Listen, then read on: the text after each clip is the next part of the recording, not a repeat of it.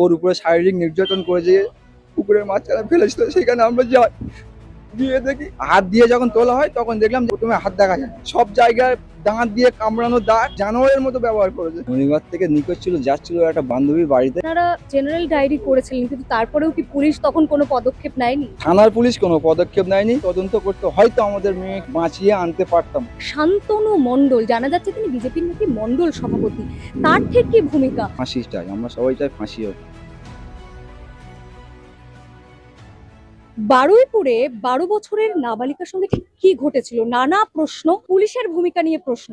বারবার প্রশ্ন উঠছে যে সরকার বদলালেও পুলিশের ভূমিকা কি বদলায় না? আমাদের সঙ্গে রয়েছেন প্রত্যক্ষদর্শী, তার থেকে জানার চেষ্টা করব ঠিক কি ঘটেছিল। শনিবার এই ঘটনা ঘটে, শনিবার থেকে নিখোঁজ ছিল মেয়েটি, ঠিক কি ঘটেছিল? শনিবার থেকে নিখোঁজ ছিল, যাচ্ছিল একটা বান্ধবীর বাড়িতে গিফট দিতে, ঠিক আছে। যখন বেরিয়েছে তখন 4টে নাগাদ বাড়ি থেকে বার হয়েছিল।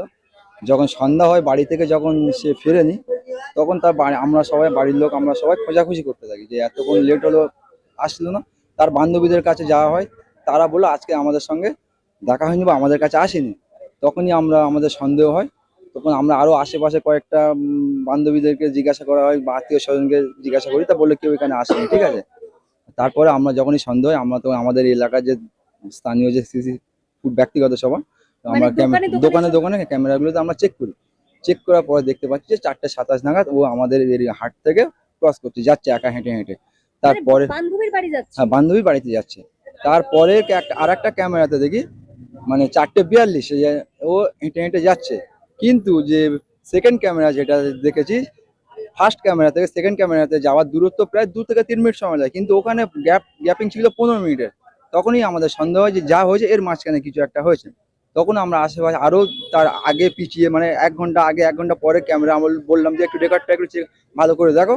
তা দেখতে সেখানে দেখা যায় যে ও একটা ছেলের সঙ্গে ও কথা বলছে, ওকে ডাকলো, ওর সঙ্গে নিয়ে যাচ্ছে।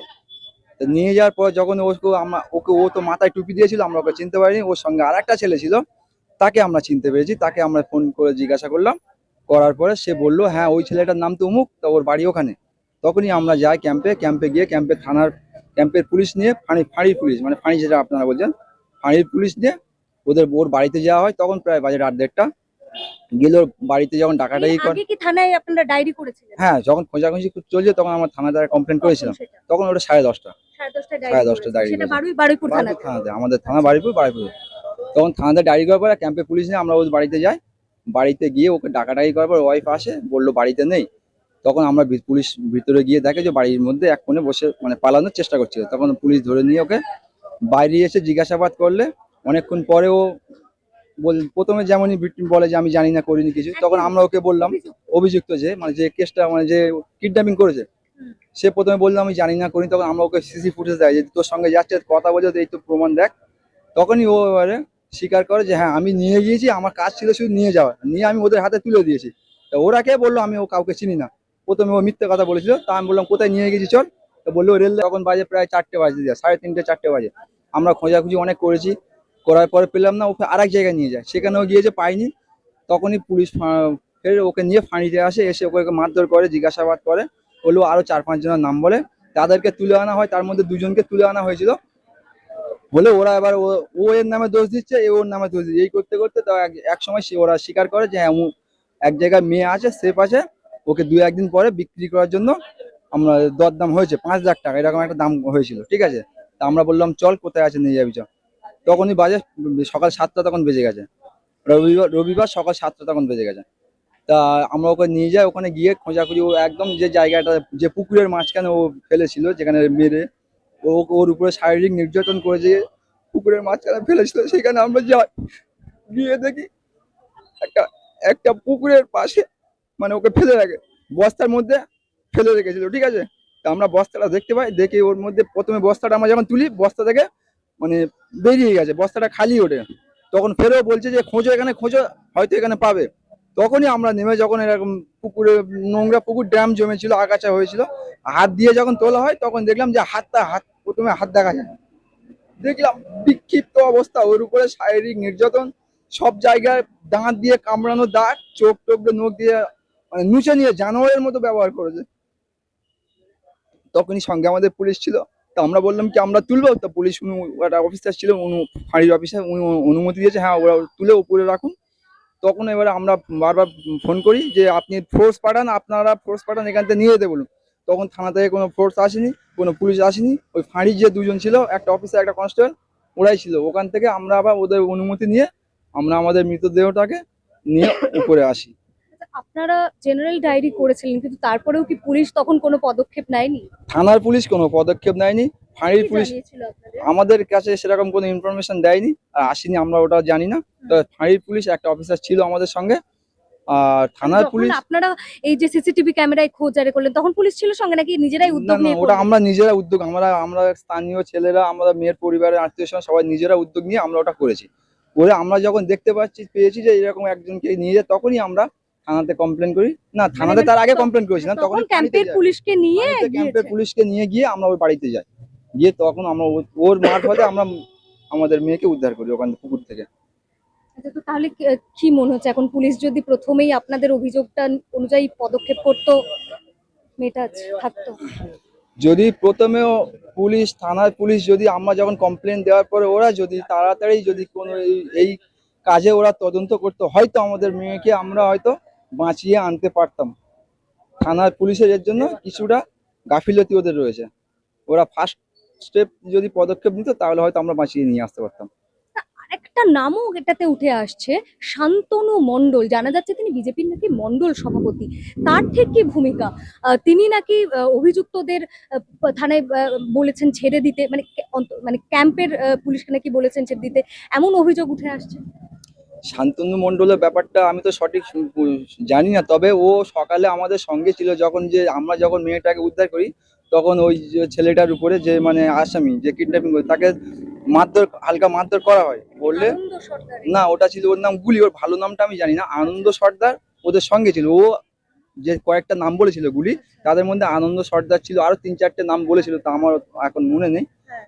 তা ওকে, ও সঙ্গে পুলিশ ওই আসামিটাকে নিয়ে যাচ্ছিল। তা পুলিশের থেকে নাকি ও নিয়ে থানাতে নিয়ে যায়। ওটা পুলিশের মারফত না, ওটা ও নিজে নিয়ে থানাতে নিয়ে গিয়েছে, যতটুকু আমি শুনলাম। ও আমরা তো তখন ওখানে ছিলাম না, আমরা আমাদের মেয়ের সঙ্গে আমরা সবাই তার দুঃখ শোকাহত। তো ওই বিষয়টা আমি ডিটেলস আমি জানি না, যেটা আমার জানা নেই, আমি বলতে পারবো তো না। আপনারা অভিযুক্তদের ধরিয়ে দিয়েছিলেন, তারপরেও নাকি ছেড়ে দেওয়া হয়েছিল, এরকম অভিযোগ উঠছে। তখন আমরা, ওটা ছিল দুটো অভিযুক্ত ছিল ফাঁড়িতে। তো ফাঁড়িতে আমরা ওখান থেকে আরো আনন্দ সর্দার, আরো একজন ছিল ওখানে। তা ওটা আমরা পরে শুনলাম, আমরা যখন আমাদের মেয়ে নিয়ে আমরা এখানে এসে আমরা একটা প্রতিবাদ মিছিল করছিলাম, তখন শুনলাম যে ফাঁড়ি থেকে আরো দুটো অভিযুক্ত পালিয়েছে। তো ওটা পালিয়েছে, ওটা পুলিশের গাফিলতিতে, ওখানে ফাঁড়ি যারা ছিল তাদের গাফিলতিতে ওটা পালিয়েছে। তো এটাই নাকি বলা হচ্ছে যে নাকি জেপি নেতার কথায় নাকি ছেড়ে দেওয়া হয়েছে। না, বিজেপি নেতার কথায় যেটা ছেড়ে দেওয়া ওটা আমি জানি না, তবে বিজেপি নেতা যেটা শান্তনু মণ্ডলের সঙ্গে যেটা বলছিলেন, ও ছেলেটা আলাদা ছেলে ছিল, আর ফাঁড়িতে দুজন আলাদা ছিল। ওটা আলাদা, ওটা আমরা যে আমাদের সঙ্গে যে গিয়েছিল, মানে যেখানে মেরে দিয়েছে ছেলেটাকে আমরা ধরেছিলাম, তার তাকে নিয়ে শান্তনু থানায় নিয়ে গিয়েছিল। আর ওই ফাঁড়িতে যে দুজন ছিল, ওটা ওখান থেকে পালিয়েছে। ওটা পুলিশ থাকার পরে কিভাবে ওখান থেকে পালিয়ে গেল, এটাই আমরা মানে জিজ্ঞাসা করতে চাই যে কিভাবে পালিয়ে গেল দুজন। একটা কথা আপনি বললেন যে এই অভিযুক্ত যিনি আপনাদের চাপের বশে মুখ খুলেছিলেন যে আসলে নারী পাচার চক্র কোথাও গিয়ে জড়িত আছে, 5 লাখ টাকার নাকি কোনো ডিল হয়েছে। তো প্রথমে কি তাহলে এই উদ্দেশ্যেই কিডন্যাপ করা হয়েছিল, কি মনে করছেন? এটা যে 5 লাখ টাকা ডিল হয়েছে বা বিক্রির কথাবার্তা, এগুলো সব ওই যে অভিযুক্তকে আমরা ধরেছিলাম যে দোষী, তার মুখ দিয়ে আমরা শুনেছি। সে সবকিছু নিজের মুখে স্বীকার করেছে পুলিশের সামনে, ওটা ঠিক আছে। তাই এই বিষয়ে আমি কিছু জানি না, এইটুকু ওর মুখে শুনেছি, সেই জন্য আমি আপনাদেরকে বললাম যে ওটা 5 লাখ টাকা বিক্রির কথা ছিল, একদিন পরে ওটাকে নিয়ে যাওয়া হবে। মানে প্রথমে কি আপনাদেরকে ঘোরাচ্ছিল নানাভাবে? প্রথমে নানান ভাবে ঘুরিয়েছে, অনেক জায়গায় 2-3 জায়গায় নিয়ে গিয়েছিল, সারা রাত আমরা খোঁজাখুঁজি সেখানেও গিয়েছিলাম, খুঁজেছি, পাইনি। তারপরে ফের ফাঁড়িতে নিয়ে এসে তাকে ফের মারধর করা হয় পুলিশের মারফতে।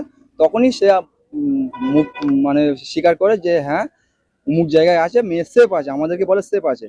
ঠিক আছে, তখন আমরা শুনে একটু মনের দিক দিয়ে একটু আশ্বাস পেয়েছিলাম যে হয়তো মেয়েটি বেঁচে আছে। তখন ভোর রাত। তারপরে ও যখন ওকে নিয়ে যাওয়া হয়, গিয়ে দেখি ওখানে ওকে মেরে মানে শারীরিক নির্যাতন করে মেরে বস্তার মধ্যে পুকুরের ডুবিয়ে রেখেছিল। কখন পেয়েছেন? আমরা পেয়েছি প্রায় 7টা তখন বাজে, সকাল 7টা, রবিবার সকাল 7টা। আমি স্থানীয় বাসিন্দা, মেয়ের পাশের বাড়ি, কাকাও বলতে পারেন, মেয়ের কাকা সম্পর্ক হবে। মেয়ের বয়স 11 বছর। সবাই অনেকে অনেক কথা বলেছে, শুনছিলাম কেউ বলেছে 12, 13, 14 বলেছে। হ্যাঁ। মেয়ের বয়স 11 বছর, কিছুদিন হবে এরকম। কোন ক্লাসে পড়ে? 6-এ পড়ে, ক্লাস 6-এ। তো আপনারা এখন কি দাবি রাখছেন? আমরা দাবি রাখছি একটাই, যে যারা এর সঙ্গে ওদের 4জনের কাজ নয়, এর সঙ্গে আরো অনেক মাস্টার মাইন্ড আছে।